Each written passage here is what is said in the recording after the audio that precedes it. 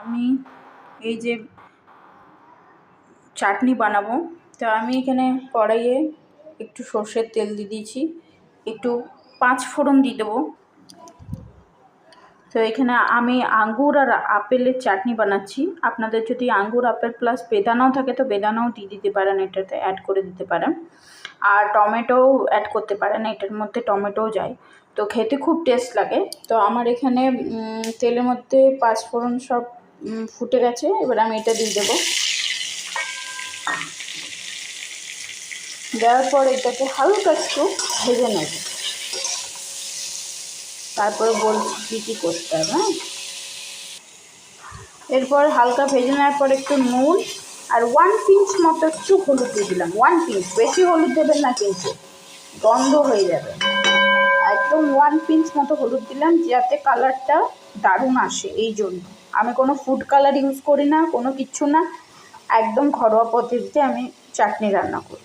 চাটনি হোক, যে হোক, সব কিছু ঘরোয়া পদ্ধতিতে আমি বেশি ভালোবাসি। ওই জন্য নুন আর 1 পিঞ্চ মতো হলুদ দিয়ে এটাকে জাস্ট নাড়িয়ে নেব, ঠিক আছে?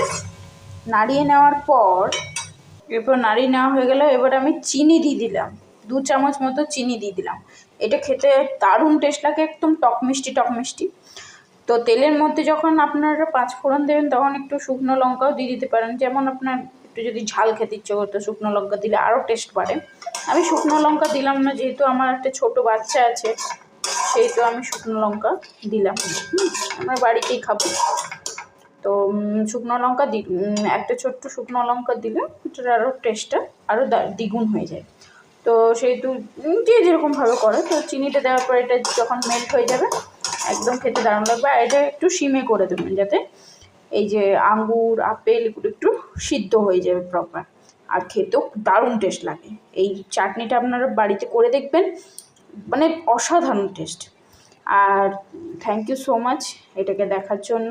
আপনারা সবাই আমার পাশে থাকবেন আর এভাবে আমাকে ভালোবাসা দিয়ে যাবেন।